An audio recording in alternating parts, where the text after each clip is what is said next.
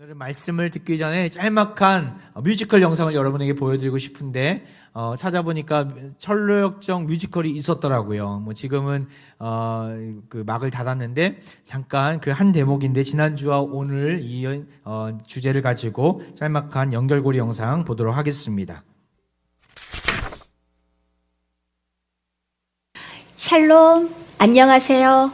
믿음과 소망의 길에 서다 뮤지컬 철로역정 연출 서은영입니다.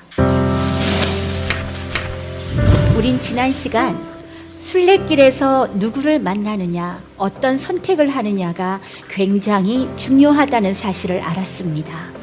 주인공 필그림이 세속 현인에게 속아 순례길에서 벗어났지만 다시 전도자를 만나게 되었고 그 전도자의 도움으로 좁은 문을 향해 다시 출발하게 되었죠. 성경에는 두 가지 문이 있습니다. 멸망으로 인도하는 문과 생명으로 인도하는 문이죠. 좁은 문으로 들어가라. 멸망으로 인도하는 문은 크고 그 길이 넓어 그리로 들어가는 자가 많고, 생명으로 인도하는 문은 좁고 협착하여 찾는 이가 적음이라. 좁은 문은 예수 그리스도를 상징합니다. 그리스도께서 문이 되신다는 진리. 그렇기 때문에 죄의 짐을 진 가련한 죄인은 문 되시는 그리스도를 통하여 들어감을 구해야 하는 것이죠. 드디어 좁은 문에 도착한 필그림이 문을 두드리고 있네요. 자, 그럼 그 이야기 속으로 들어가 볼까요?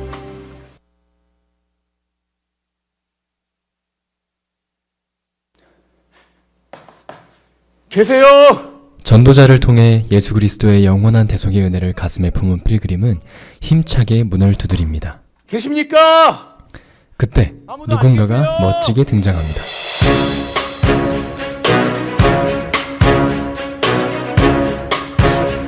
그의 이름은 선의. 좁은 문에 문지기인 그가 필그림이 좁은 문에 들어갈 자격이 있는지 엄격히 살피기 시작합니다. 누구냐? 저는 하늘성을 향해 가고 있는 순례자 필그림입니다. 순례자 필그림, 시선을 확인하겠어. 뒤로 돌아 빨리. 손에 들고 있는 건 뭐지? 시방이에요. 반대서 성경책이요. 성경책. 신원이 확인되었습니다. 샬롬. 좁은 문으로 들어가기 위한 가장 중요한 조건입니다. 그때 선인은 긴박하게 필그림을 바알세불의 공격으로부터 보호합니다. 이 문 근처엔 악마가 살죠. 그의 이름은 바알세불. 그와 졸개들 좁은 문으로 화살을 쏘아대곤 하죠. 하지만 괜찮아요. 이젠 안심해요. 활짝 열린 문이 당신 앞에 있으니 아무도 그 문을 닫을 수가 없네. 선인은 계속해서 힘차게 필그림을 격려하고 응원해 주었고, 어느새 필그림은 선이처럼 세상의 눈치를 보지 않고 당당하게 좁은 문을 두드릴 수 있게 되었습니다. 문을 두드리라. 너희에게 열릴 것이니 문을 두드리라. 그리고 선인은 마침내 좁은 문, 곧 구원의 문을 멋지게 열어줍니다. 구원의 문으로 들어오신 것을 진심으로 환영합니다.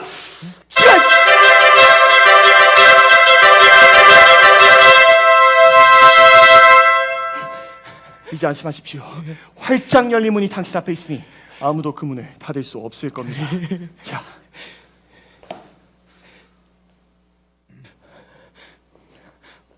이쪽으로. 네, 여기까지입니다. 뮤지컬 철로역정이 알았다면 좀 미리 좀 봤으면 좋았을 텐데 하는 좀 아쉬움이 있는데, 글쎄 나중에 우리 교회에서 좀 한번 초대해서 뮤지컬을 좀 함께 보았으면 좋겠다는 생각을 하게 됩니다. 우리 지난주 여러분과 함께 좁은 문에 대해서 나눴습니다. 오늘은 선이라는 인물에 대해서 함께 나누고자 합니다. 철로역정에는 여러 인물들이 나온다고 말씀을 드렸습니다.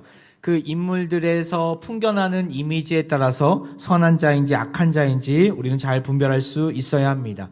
여기에는 긍정적인 인물도 있고 부정적인 인물도 있죠. 부정적인 인물들이 누구입니까?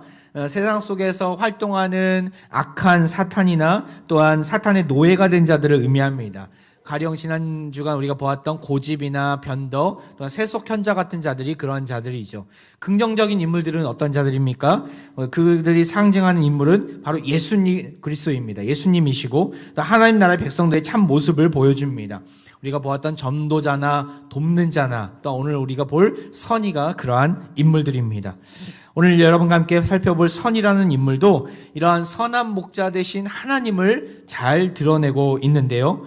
오늘은 선이라는 인물을 통해서 하나님이 우리에게 어떠한 선하심, 선의의 다른 말은 호의이기도 합니다. 어떤 호의를 베풀어 주셨는가, 나아가 그 은혜를 누리는 우리는 어떠한 선의를 가지고 세상 가운데 나아가야 하는가를 함께 좀 살펴보고자 합니다.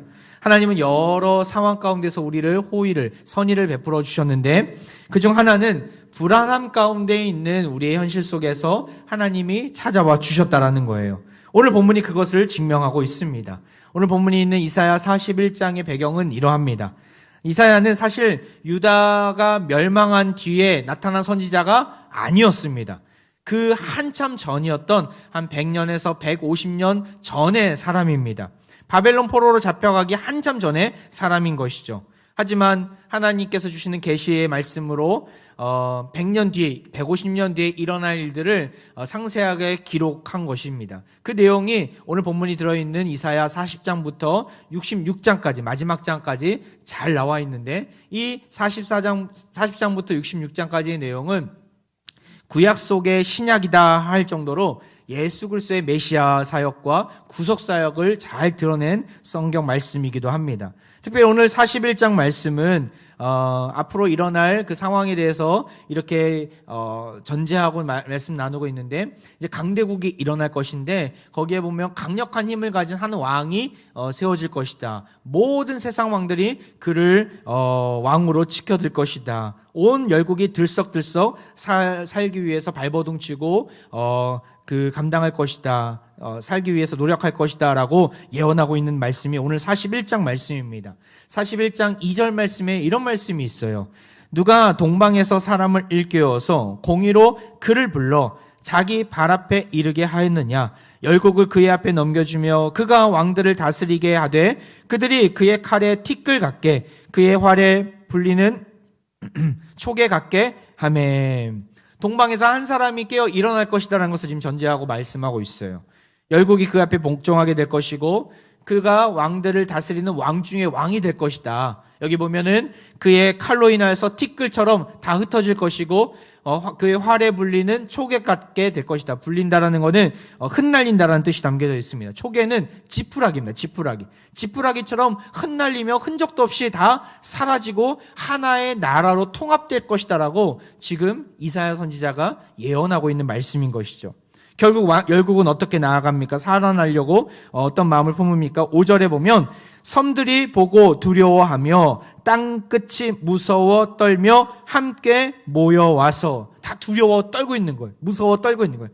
강한 왕이 나와서 우리를 정복하지는 않을까. 그래서 우리끼리 힘을 좀 합치자. 함께 모여와서 연합국을 만들고 대항을 하려고 합니다. 또 그 뒤에 보면은 우상숭배의 자리로 나가요. 자신들이 믿었던 그 신들을 찾고 부르짖으면서 우리를 살려달라고 하는 그 모습들을 지금 하나님은 이사야 선지자에게 보여주시면서 기록하게 하신 것이죠. 세상이 바뀌고 어려움이 찾아왔을 때 사람들의 공통적인 모습이 예나 지금이나 똑같습니다. 무슨 마음이 생겨요? 두려운 마음이 생겨요.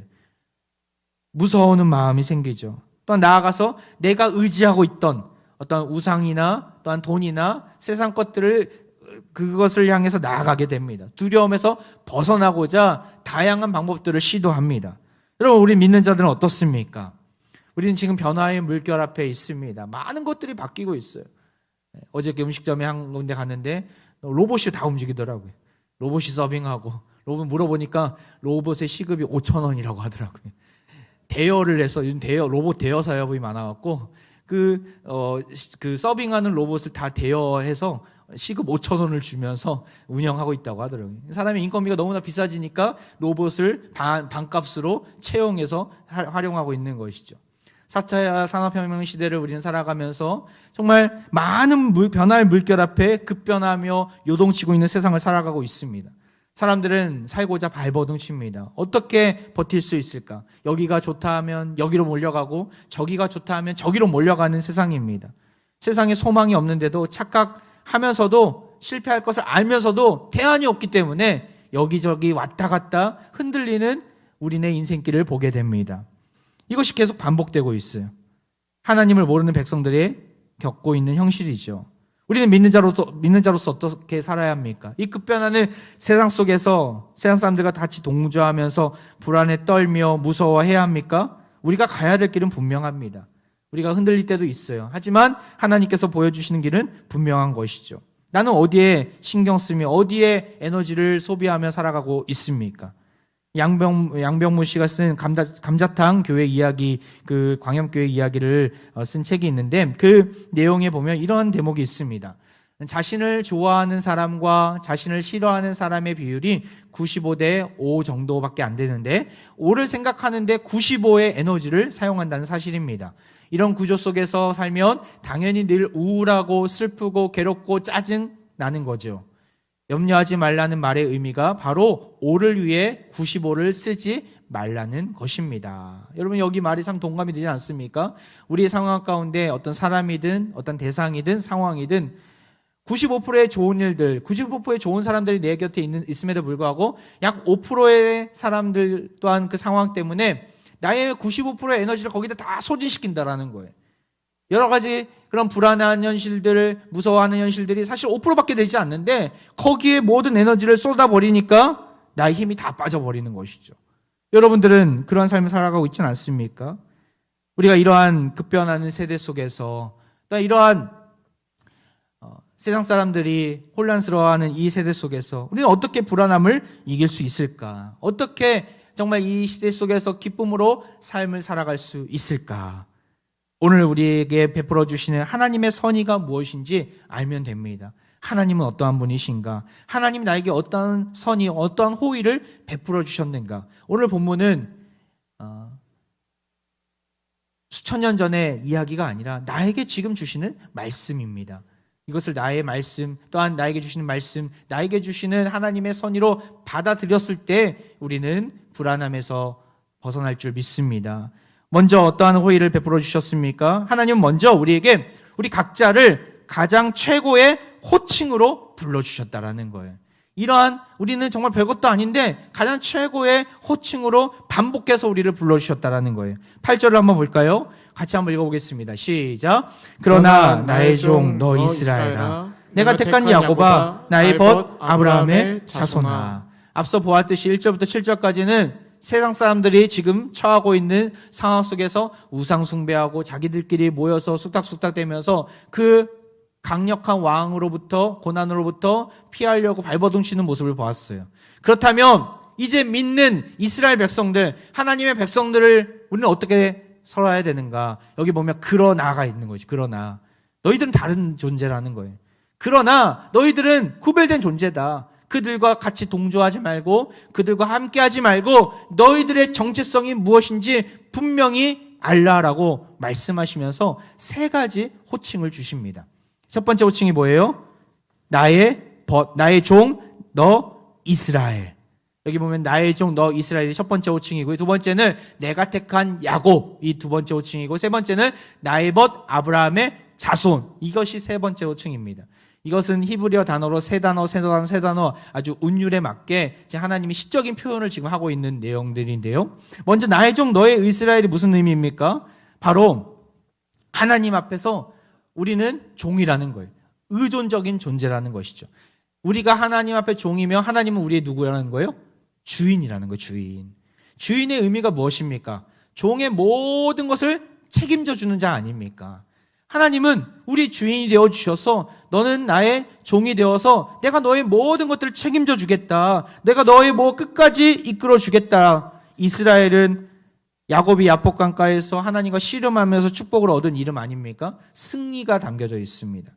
너에게 승리를 주시겠다라는 하나님의 놀라운 은혜가 이 호칭 안에 담겨져 있는 것입니다.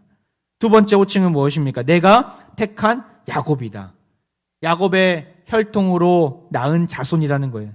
하나 됐다라는 거예요. 하나님이 야곱에게 주셨던 그 놀라운 약속을 너에게도 주는 것이다라고 지금 말씀하고 있는 것이죠.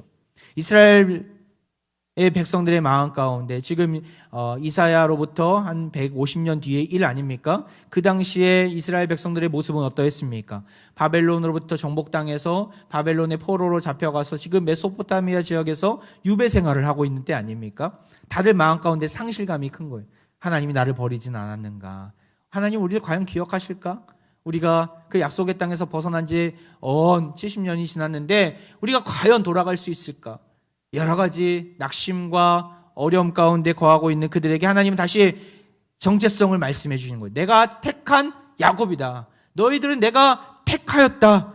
야곱에게 주신 복을 너희들에게도 주겠다라고 하나님이 말씀하고 계신 것이죠. 마지막으로 나의 벗 아브라함의 자손이다라고 세 번째 호칭을 주십니다. 나의 벗, 친구라는 거예요. 아브라함에게 주신 놀라운 하나님의 대우가 뭐예요? 내 친구다라는 거죠. 이 벗이라는 의미 안에는 사랑이 담겨져 있습니다. 사랑하는 자다. 하나님이 아브라함에게 너는 내 사랑하는 자야. 그의 연약함에도 불구하고 100세의 약속의 아들 이삭을 주시면서 나의 벗이다. 하나님이 아브라함에게 약속하지 않으셨습니까? 하나님의 사랑이 듬뿍 받은 그 아브라함처럼 그 자손들에게도 동일한 은혜를 주시겠다는 거죠. 너희도 아브라함이 받은 사랑 내가 너희들에게도 주겠다라는 내용이 이 나의 벗 아브라함의 자손이라는 단어 안에 들어가 있는 것입니다. 이 하나님의 강력한 의지가 담겨져 있는 이 세 가지 호칭은 포로로 잡혀간 이스라엘뿐만 아니라 우리 인생에게도 들려주는 줄 믿습니다. 우리 인생을 향해도 하나님이 동일한 호칭을 불러주신 줄 믿습니다. 우리 인생 가운데 이 불안한 시대를 살아가고 있는 우리 가운데 하나님이 들려주시는 이 호칭에 답이 있습니다. 이 호칭에 약속이 있는 것이죠. 오늘 예배를 마치고 돌아갈 때 하나님이 나를 어떻게 불러주시는가 의심하지 마시고 김 목사야, 아무개 집사야, 아무개 권사야 너는 나의 종 이스라엘이란다. 너는 내가 택한 야곱이란다. 너는 나의 법 아브라함의 자손이란다. 이 사실을 깊이 인식하고 돌아가시길 바랍니다. 그러할 때 우리는 두려움에서 해방될 수 있습니다. 두려움이 왜 찾아옵니까? 내가 누구인지 모르기 때문에 찾아오는 거예요. 내가 어떤 존재인지 이게 감이 오지 않기 때문에 그것이 받아들여지지 않기 때문에 찾아오는 것이죠. 하나님이 우리에게 불러주시는 이 호칭이 나의 정체성임을, 내가 있어야 될 자리임을 기억하시고 담대함으로 그 두려움과 불안함의 자리에서 벗어나시길 바랍니다. 말로만 하지 않으셨어요. 요한복음 10장 14절 15절 말씀 우리 같이 한번 읽어볼까요? 시작. 나는 선한 목자라. 나는 내 양을 알고 양도 나를 아는 것이 아버지께서 나를 아시고 내가 아버지를 아는 것 같으니 나는 양을 위하여 목숨을 버리노라. 하나님은 사람과 같지 않습니다. 세상 사람들은 우리 앞에서 자신의 유익을 위해서 알랑방구 끼면서 정말 친절히 다가올 수 있어요. 하지만 자신의 유익이 없다고 생각하는 순간 매정하게 안색이 변하는 것이죠. 외국에 잠깐 갔다 왔을 때 항상 어디를 가나 화장실을 많이 찾았던 것 같아요. 또 길을 어디 가는지 모를 때 항상 물어봤던 것 같아요. 뭐 안 되는 영어나 혹은 인도네시아어로 막 물어보면서 했는데 어떤 가게에 딱 들어갔어요. 반갑게 맞이하더라고요. 근데 화장실이 좀 어디냐고 그러니까 안색이 바로 변하더라고요. 외국 사람이나 우리나라 사람이나 똑같습니다. 네, 물론 그분들에게 있어서 맨날 똑같이 와서 화장실을 물어보니까 짜증나서 그렇게 대답할 수도 있겠지만 자신의 유익이 없다고 생각하는 그 순간 끊어버리는 것이 세상입니다. 하지만 하나님은 결국 그렇지 않습니다. 하나님 우리에게 따스한 눈길을 주시면서 따스한 언어로 내 사랑하는 아들아, 내 사랑하는 딸아 말씀하시고 여러 가지 고민과 또한 두려움 가운데 벌벌 떠는 우리에게 찾아와 주셔서 내가 너를 안다. 내가 너의 이름을 주겠다. 내가 너를 위하여 목숨을 버려주겠다. 우리에게 찾아와 주시는 주님의 사랑을 여러분 꼭 기억하시길 바랍니다. 하나님이 베풀어 주시는 그 선의를 알 때 우리는 두려움에서 벗어난 줄 믿습니다. 두 번째 선의, 하나님 베풀어 주시는 선의가 무엇입니까? 두 번째는 벼랑 끝에 서 있는 우리를 끊임없이 불러주신다라는 거예요. 이끌어 주신다라는 거예요. 벼랑 끝에 서 있는 우리의 모습. 오늘 본문에도 나오죠. 9절에 나옵니다. 같이 읽어볼까요? 9절 말씀 시작. 내가 땅끝에서부터 너를 붙들며 땅 모퉁이에서부터 너를 부르고 내가 네 이르기를 너는 나의 종이라. 내가 너를 택하고 싫어하여 버리지 아니하였다 하였노라. 여기 서 있는 곳이 어디라고요? 땅끝, 땅 모퉁이라고 나옵니다. 땅끝, 땅 모퉁이. 여기는 1차적으로 지금 이스라엘 백성들이 끌려간 곳이죠. 그곳은 아브라함이 처음 부름받은 곳이기도 했어요. 잠깐 지도를 한번 보면 갈대아 우르, 메소포타미아 끝이었습니다. 유프라데스 강과 티그리스 강이 만나는 저 끝 지역에서 아브라함이 부름받지 않았습니까? 거기서부터 걸어 하란을 거쳐서 가나안 땅에 입성하게 됩니다. 이것이 아브라함의 여정입니다. 근데 그들이 지금 어디로 가 있는 거예요? 다 포로로 잡혀가서 저 갈대아 우르 쪽으로 가버린 거예요. 갈대아 나라가 바벨론입니다. 저 나라까지 다시 또 가버린 것이죠. 저들은 지금 너무나 막막했어요. 우리가 과연 돌아갈 수 있을까? 우리나라는 망했고 예루살렘 성전은 무너졌고 과연 우리가 저 나라에 돌아갈 수 있을까? 너무나 멀고 험한 길이었기에 가망도 없고 힘든 세상 속에서 이스라엘은 너무나 불안해했습니다. 고난의 수렁에 빠져서 내가 버림당하는 건 아닌가? 과연 돌아갈 수 있을까? 이런 마음을 품고 있는 거예요. 혹시 우리 주위에도 또한 나에게도 이런 마음이 있지는 않습니까? 더 이상 물러갈 데가 없는 삶의 낭떠러지에서 허우적대는 분들은 안 계십니까? 성공하는 사람들의 7가지 습관이라는 책을 보면 감정 은행 계좌가 나오는데 잠깐 사진을 한번 보면 우리가 인간관계를 할 때에 꼭 알아둬야 될 내용들입니다. 은행에 계좌를 만들고 평소에 저축을 했다가 필요할 때 인출할 수 있도록 잔고를 남기듯이 감정 은행 계좌란 인간관계에서 구축되는 신뢰의 정도를 은유적으로 표현한 거예요. 칭찬과 관심, 배려, 인정, 상대방에 대한 입장을 따뜻한 신뢰와 관계를 통해서 자발적 현실을 통해서 계속해서 누적시키는 거예요. 그러다가 관계가 틀어질 때가 있어요. 비난이나 무관심, 잔소리, 인정하지 않고 배려하지 않는 모습을 통해서 그 사람을 향해서 불신이나 차가운 관계가 생겨요. 근데 평소에 이 입금한 여러 가지 좋은 것들이 다 꽉 차 있다면 아무리 인출을 많이 하더라도 티가 나지 않아요. 그 사람에 대한 신뢰가 무너지지 않아요. 근데 평소에 관계가 없었어요. 평소에 칭찬이나 이런 것들이 없었어요. 그럴 때 그 사람이 상대방의 미난이나 부관심을 쏟아놓을 때 그 사람에 대한 관계가 깨져 버리는 것이죠. 저는 이것이 하나님과의 관계도 마찬가지다라는 생각을 하게 됩니다. 삶 속에서 우리가 막다른 골목이나 폭풍을 만날 수 있어요. 어려움을 당할 수 있어요. 하지만 평소에 하나님과의 관계가 신뢰 가운데, 믿음 가운데 있다면 결코 흔들리지 않는 것이죠. 평소에도 신앙 은행 계좌에 말씀을 넣고 믿음의 고백을 넣어야 되는 이유가 여기 있습니다. 주님 우리에게 끊임없이 말씀해 주시는데 우리가 귀를 닫고 있으면 안 되는 것이죠. 제자훈련이나 양육반이나 교육과 훈련들이 어떻게 보면 그런 신앙 은행 계좌에 계속해서 축적하는, 입금하는 시간이다 저는 생각이 들더라고요. 우리 주님은 막다른 골목이나 폭풍우를 만날 때도 결코 변하지 않는 모습으로 우리에게 나눠주십니다. 찾아와 주십니다. 오늘 본문에 보면 그것이 나와요. 끊임없이 우리를 향해서 불러주세요. 8절을 볼까요? 여기 보면 나와 너라는 단어가 정말 많이 나옵니다. 8절에 나, 너, 내, 나. 단 9절에 보면 내, 너, 내, 너, 나. 방언하는 것 같은데. 네. 너, 나, 내, 너. 예. 10절에도 제가 이걸 한번 다 이렇게 세보니까 너라는 단어가 11번, 나라는 단어가 10번 쓰였더라고요. 21번이나 너와 나의 관계를 계속해서 하나님이 말씀해 주시고 말씀해 주는 거예요. 어떤 대중을 향해서, 머나먼 이웃을 향해서 얘기하는 게 아니라 너와 나와의 관계가 이렇단다 라고 지금 말씀해 주는 것이죠. 벼랑 끝에 서 있는 우리에게 하나님은 끊임없이 찾아와 주시고 반복해서 불러주십니다. 하나님은 인생의 막다른 골목에 처한 자 한 사람 한 사람에 대한 관심을 가지시고 다가와 주십니다. 이거 하나님의 열심입니다. 열심. 하나님이 열심을 내실 필요가 없는 분이에요.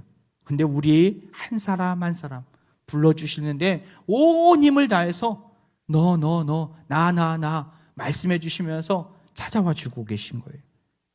우리가 이러한 하나님의 열심을 깨닫는다면, 하나님의 놀라운 사랑을 안다면 우리는 하나님을 원망하는 인생이 아니라 그 어떤 불안한 현실 속에서도 그 어떤 고난 속에서도 담대함으로 주님만 바라보고 나아가게 될 것입니다. 이것이 하나님이 우리에게 베풀어 주신 선의입니다. 세 번째로 어떤 선의를 우리에게 베풀어 주십니까? 확실한 결론을 약속해 주세요. 그리고 그것을 성취해 주십니다. 확실한 결론을 미리 말씀해 주세요. 오늘 10절에 보면 하나님이 뭐라고 말씀하십니까? 10절 같이 말씀을 읽을 때 이것이 이스라엘 백성에게만이 아니라 나에게 주시는 하나님의 말씀으로 받으시길 바랍니다. 그러할 때 우리는 삶의 위기로부터 탈출할 수 있습니다. 같이 한번 간절한 목소리로 읽도록 하겠습니다. 시작. 두려워하지 말라. 내가 너와 함께함이라. 놀라지 말라. 나는 내 하나님이 됨이라. 내가 너를 굳세게 하리라. 참으로 너를 도와주리라. 참으로 나의 의로운 오른손으로 너를 붙들리라. 할렐루야. 하나님 우리에게 말씀해 주세요. 두려워하지 말라. 굳세게 하리라. 너를 붙들어 주리라. 이스라엘 백성들은 고레스 왕의 출현으로 인해서 더 큰 걱정과 근심이 다가온 거예요. 어떻게 해야 되는가?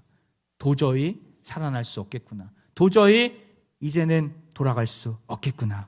강력한 페르시아 왕의 출현으로 두려워하고 있는 이때, 온 열국이 혼란스러워서 벌벌 떨고 있는 이때 사람들은, 다른 나라들은 자신들이 섬기던 우상숭배에 더욱 집중하게 됩니다. 그때 하나님은 그의 사랑하는 택하신 백성들에게 뭐라고 말씀하세요? 너의 하나님이 되어주겠다. 너를 굳세게 해주겠다. 너를 붙들어 주겠다. 말씀해 주고 계신 것이죠.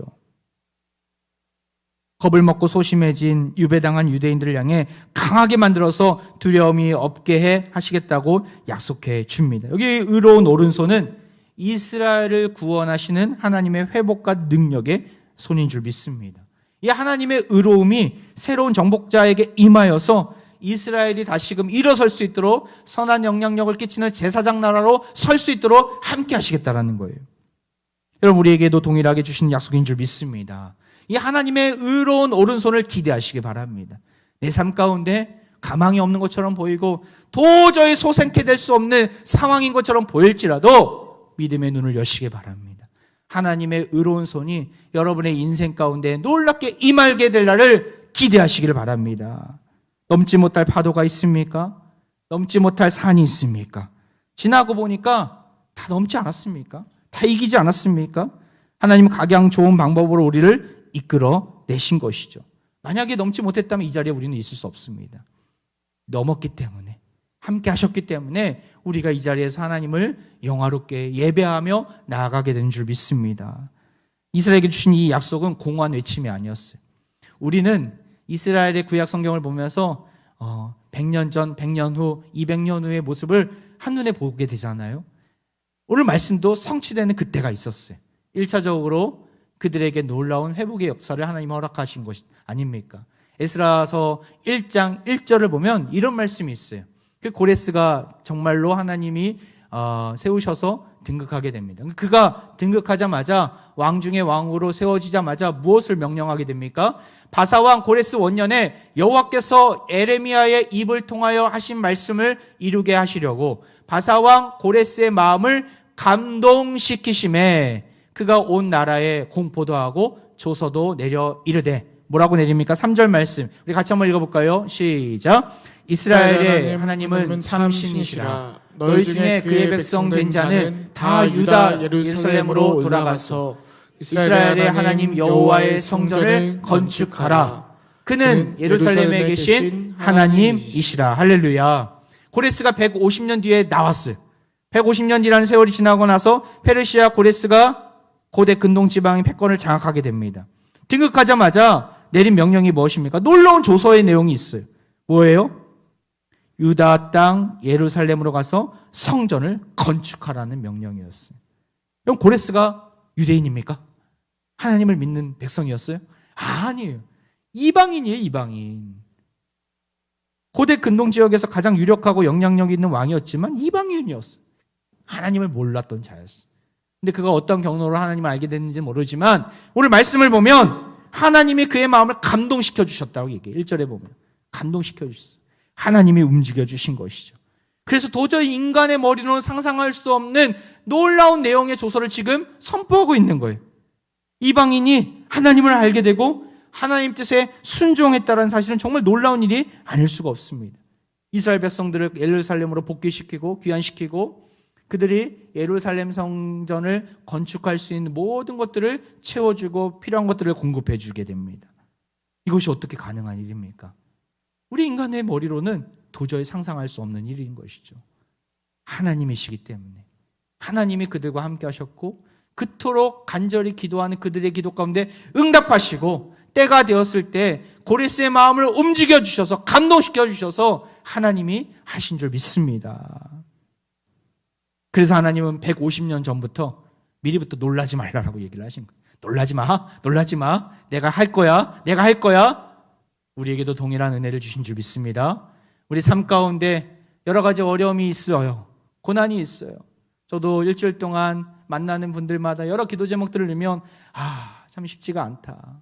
험악한 인생길을 살아가고 있는 분들이구나.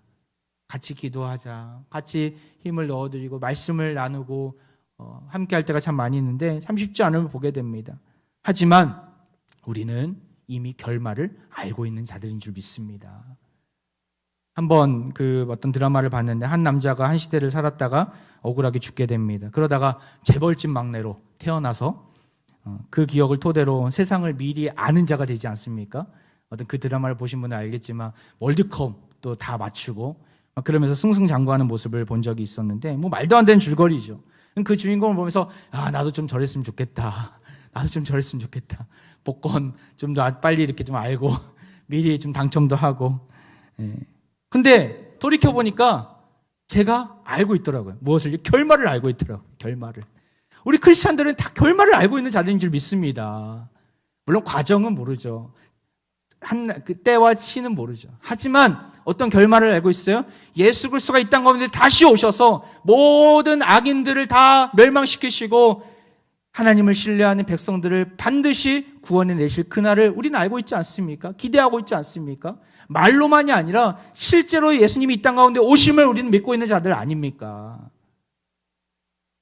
우리는 그때를 바라보며 결말을 알고 있는 자들로서 우리는 어떻습니까? 흔들리지 않아요. 재벌집 막내 아들 보면서 어떤 상황이 벌어져도 사람들 막 불안해하잖아요. 그렇게 해도 돼? 그렇게 해도 돼? 하지만 흔들리지 않잖아요. 우리도 마찬가지인 것 같아요. 우리도 흔들리지 말아야 돼요. 고난이 있다고 한치 앞도 내다볼 수 없는 현실이라고 이리 왔다 저리 왔다 전전긍긍하면서 불안해 떨면서 무서워하지 마시고 주님이 가르쳐 주신 이 약속의 말씀을 붙들고 담대함으로 나아가시길 바랍니다. 이것이 불안에 떠는 우리에게 베풀어 주시는 하나님의 선의인 것이죠. 사랑하는 화평가족 여러분, 여러 말 못할 고민 속에서 괴로움의 나날을 지내고 계십니까? 개인적인 문제, 가정의 문제, 국가의 문제 앞에서 평안이 사라지고 뜬 눈으로 밤을 지새우고 계십니까? 끝까지 주님만을 신뢰하시기 바랍니다. 역사의 주관자시고 우리 삶 가운데 우리 각 개인 가운데 나와 너의 관계를 유지하면서 찾아와 주시는 적극적으로 개입해 주시는 그 하나님의 의로운 손을 붙들고 나아가시길 바랍니다. 하나님이 우리에게 이 놀라운 사랑을 무엇을 통해서 보여주셨어요? 바로 그 사랑의 절정은 선의의 절정은 예수 그리스도의 십자가인 줄 믿습니다. 하나님 베푸신 선의의 절정은 십자가예요. 악한 마귀의 불화살로부터 우리를 보호해 주시려고 먼저 올라가셔서 그 모든 불화살을 다 막아내시고 물과 피를 쏟으신 그 하나님의 사랑, 예수님의 십자가로 우리에게 보여주시지 않았습니까? 목숨 다해 우리를 지켜주신 것이죠. 우리는 이미 그 선의를 받은 자들이에요. 그 구원의 은혜를 받은 자들이에요.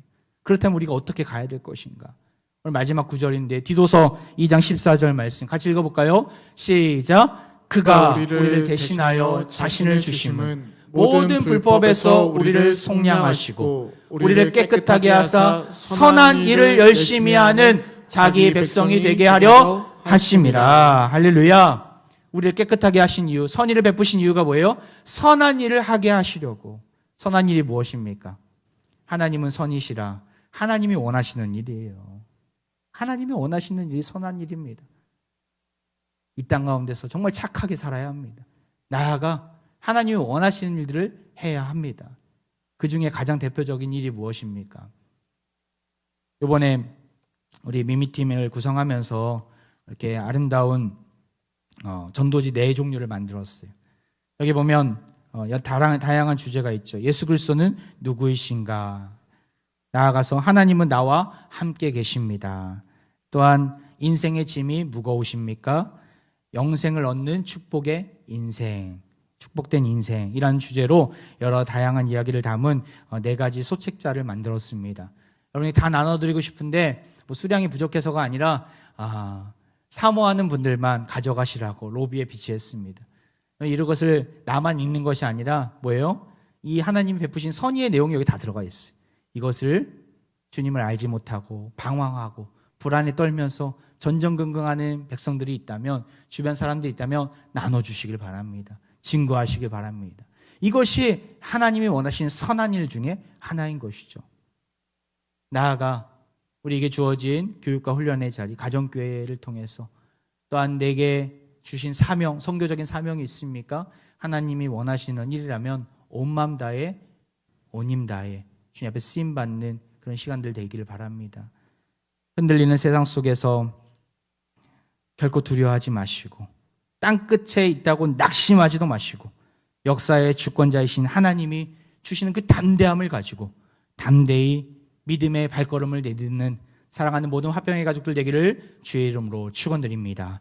이 시간 우리 함께 찬양하며 나아가는데요, 고단한 인생길 속에서도 힘겨운 오늘 가운데서도 주님이 내 마음 아십니다. 이 또한 지나가리라. 주님이 나와 함께 하신 줄 믿습니다. 내 믿음으로 고백하면서 찬양으로 나아갑니다.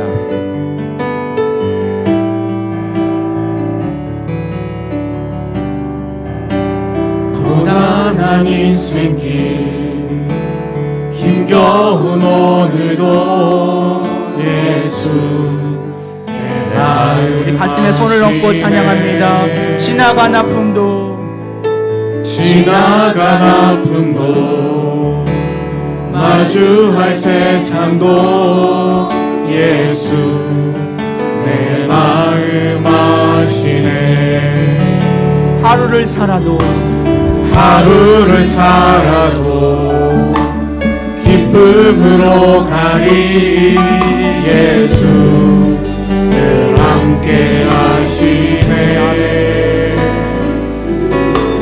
후회도 염려도 온전히 맡기리 예수 늘 함께 하시네. 믿음의 눈 열어 주님을 보겠습니다. 믿음의 눈 들어 주를 보리.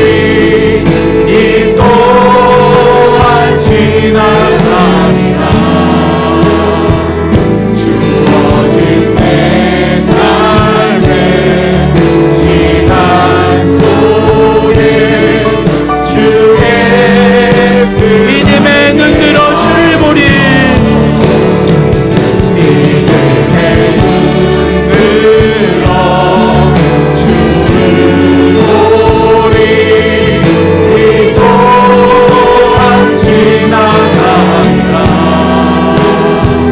주어진 내 삶의 시간 속에 주의 마지막으로 믿음의 눈 들어 주를 보겠습니다. 주님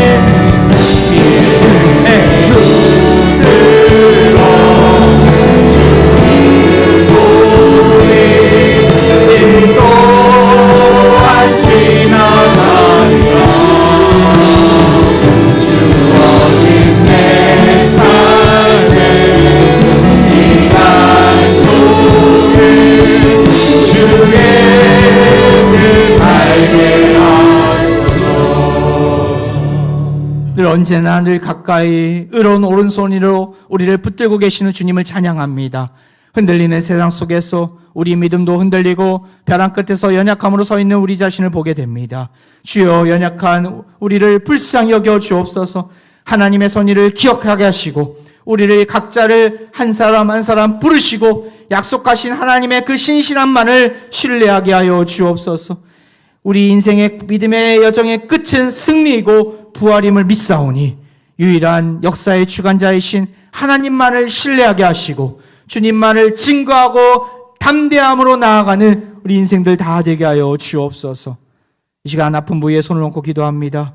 죽은 자를 살리시는 하나님 아버지, 이 시간 쇠잔해진 우리의 육체 위에 손을 얹고 기도합니다.